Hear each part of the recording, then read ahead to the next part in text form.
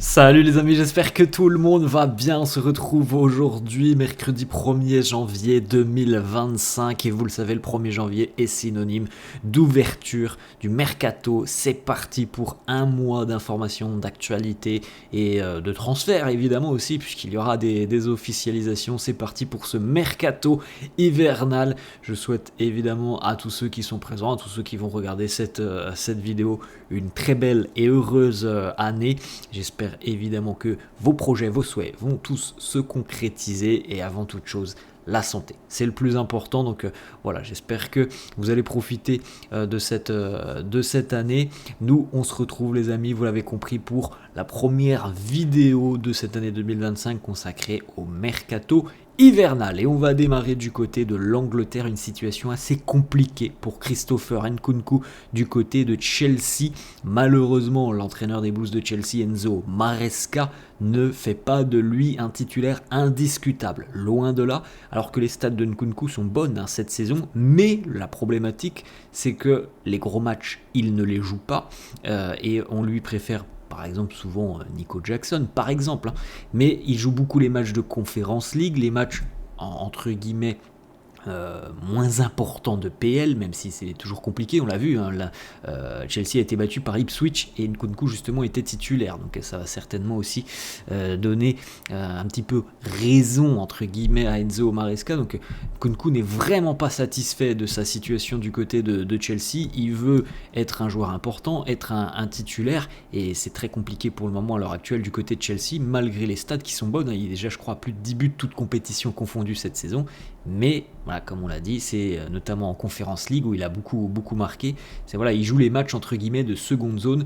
et ça ne lui va pas. Christopher Nkunku, il serait déjà prêt à quitter Chelsea.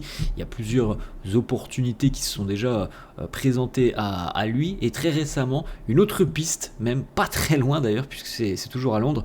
Arsenal est aussi à la recherche d'un attaquant. Ça fait quelques mois maintenant que les Gunners, voire même peut-être quelques années, que les Gunners cherchent un attaquant, et c'est peut-être une possibilité sérieuse. Aller chercher Christopher Nkunku, qui est quand même un profil, je trouve, moi, très dynamique, très virevoltant, qui a, je pense, beaucoup de qualité et d'aptitude justement pour performer en première ligue.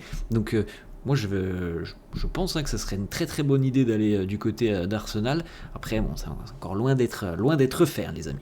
On continue, on va aller rester du côté de la première ligue chez une équipe très surprenante en ce début de saison, donc en mi-saison quand même, ils sont deuxième. On les attendait certainement pas à cette position.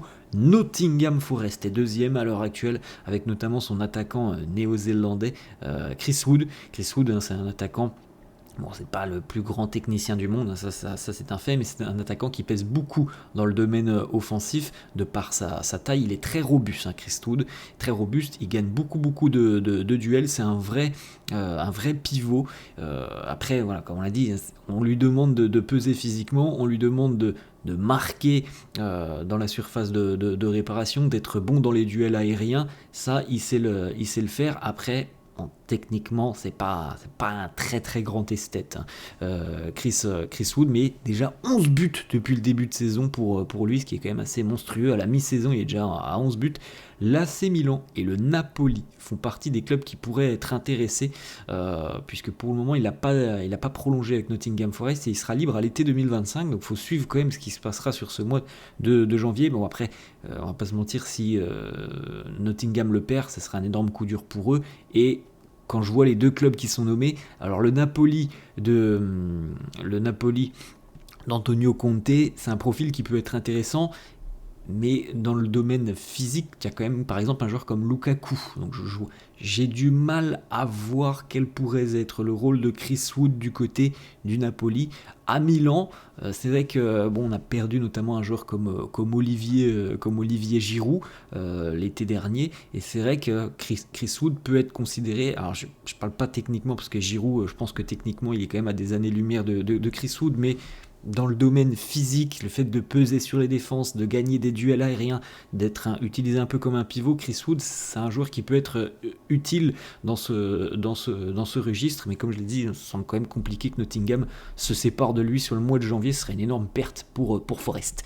On poursuit, mais on reste du côté de Milan, la Juventus qui serait prête à signer Fikayo Tomori, le défenseur anglais de l'AC Milan. La Juve serait prête à offrir une offre sous la forme d'un prêt avec une option d'achat. C'est assez compliqué pour Tomori d'avoir du temps de jeu. Alors déjà, vous avez peut-être suivi, mais bon, Milan quand même depuis le début de saison, c'est des hauts, des bas. Il y a eu beaucoup de problématiques du côté de Milan. Changement d'entraîneur notamment, et Tomori il n'a pas cette régularité, il n'est pas un titulaire indiscutable, loin de là, donc il est peut-être en train aussi d'envisager un avenir ailleurs qu'à Milan.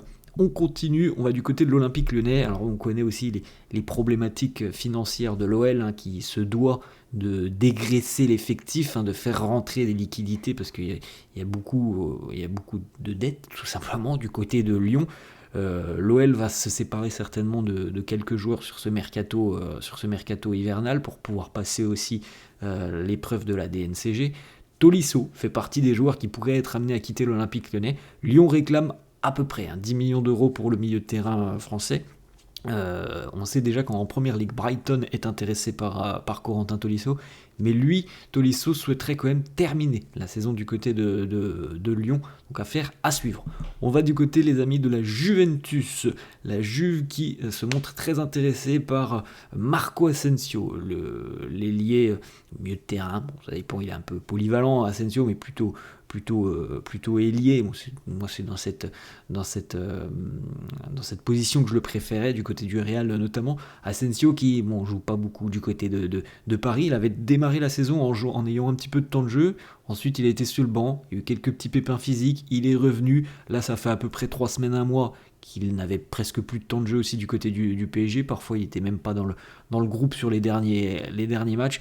Bref, très peu de régularité. Pourtant il y a 5 passes D depuis le début de saison en Ligue 1 pour Asensio. C'est un joueur qui a des aptitudes franchement sur le plan technique, et il est vrai que la Juventus elle manque certainement de profil de ce type. Donc la Juve apprécie beaucoup le profil de Asensio. C'est notamment Thiago Motta, l'entraîneur, qui a validé le profil.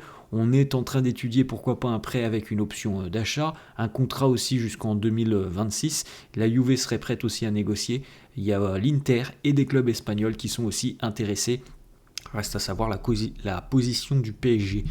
On poursuit du côté du Real Madrid. Fabrizio Romano qui annonce que le Real pousse très sérieusement et insiste pour signer dès ce mois de janvier Trent Alexander-Arnold en tant qu'agent libre. On rappelle la situation de Trent Alexander-Arnold, libre à l'été 2025, donc il partira certainement gratuitement de Liverpool, et le Real a donc la possibilité dès ce 1er janvier de le signer, de lui faire signer un pré-contrat. Après il terminera la saison du côté de Liverpool, mais il arrivera libre l'été prochain. C'est le but du Real sur ce mois de janvier, c'est de signer ce fameux pré-contrat, même si le joueur ne viendra pas en janvier. On va, les amis, cette fois-ci du côté du PSG. Alors lui aussi, c'est quand même un joueur qui a beaucoup de problèmes, et c'est un joueur sur lequel le PSG va perdre de l'argent. Ça peut difficilement en être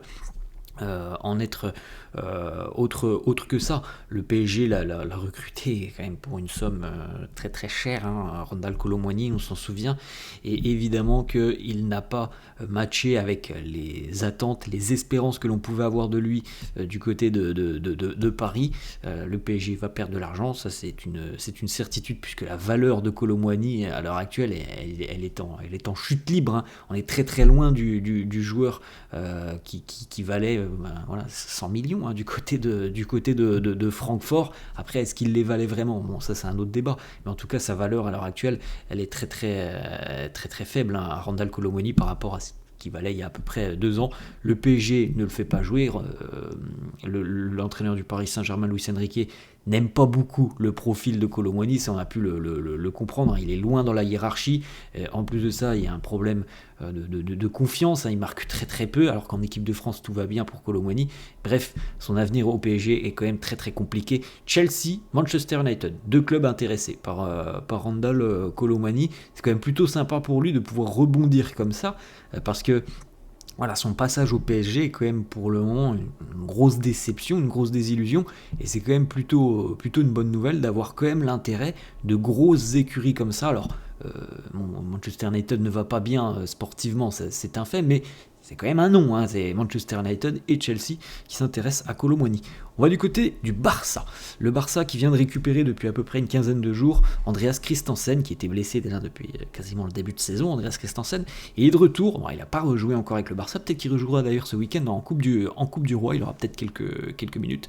Mais il y a des problématiques du côté du Barça, c'est qu'on a pas mal de monde dans le secteur défensif, puisqu'on a eu aussi le retour très récent de Ronald Araujo. On a l'éclosion de Pau Cubarsí. On a Inigo Martinez qui est franchement très solide depuis le début de saison. On a aussi par exemple un Eric Garcia, même si c'est pas le profil le plus plébiscité par Hansi Flick. Donc il y a beaucoup de monde et il y a au final que de place pour être en charnière centrale. Donc c'est compliqué pour Christensen d'imaginer qu'il aura peut-être du temps de jeu sur la seconde partie de saison. Deux clubs se sont montrés intéressés. Manchester United, on sait qu'il y a des problèmes, on vient de le dire, sportivement, c'est une catastrophe. Manchester United, encore une fois, une nouvelle saison, comme tous les ans, en fait, on est toujours déçus, presque des Red Devils. United et la Juve qui se montrent intéressés par Christensen. La Juve d'ailleurs aurait montré un intérêt assez concret, pourquoi pas sous la forme d'un prêt avec une option d'achat. C'est ce que proposerait la Juve qui elle aussi tente de se renforcer dans le secteur défensif. On va les amis du côté de la Ligue 1 à Rennes, c'est une bonne opération pour le Stade Rennais. Seko Fofana va faire son retour en Ligue 1 après avoir quitté Lens, les amis, il y a à peu près un an et demi maintenant. Il avait rejoint l'Arabie Saoudite et le club d'Al Ettifaq. Alors évidemment, économiquement, c'était une super opération pour lui. Bon, il n'a pas forcément marqué les esprits du côté de l'Arabie Saoudite, Seko Fofana. Mais on se souvient tous du joueur qu'il a été du côté de Lens, avec une domination au milieu de terrain, des qualités physiques assez exceptionnelles, un gros récupérateur de balles, un déménageur dans le sens où il a une activité au milieu de terrain qui est assez colossale, et physiquement dans les duels il est très très présent. Seko Fofana, cette équipe rennaise elle manque de stabilité depuis le début de saison, donc un milieu de terrain de ce profil avec autant d'expérience qui fait son retour en Ligue 1, qui connaît déjà très bien la Ligue 1, ça peut être une très très belle recrue pour le stade rennais. Il y a un accord, ça va être à peu près 20 millions d'euros pour Rennes, donc c'est une arrivée quand même assez importante, mais c'est une arrivée je pense qui peut apporter beaucoup de stabilité à l'équipe de Jorge Sampaoli. Rennes est aussi sur le dossier de Brice Samba, puisque Sampaoli n'apprécie pas le profil de Steve Mandanda. Autre information, on va terminer sur celle-là les amis, c'est Jack Grealish qui vit une saison compliquée du côté de Manchester City. Alors il est encore sous contrat avec le club jusqu'en 2027, donc encore pour 2 ans, mais toujours aucun but inscrit par Grealish cette saison. Un temps de jeu fluctuant. Alors il y a des périodes où il est titulaire, il y en a d'autres où il joue pas, tout simplement, et surtout un rendement qui est très décevant à l'heure actuelle.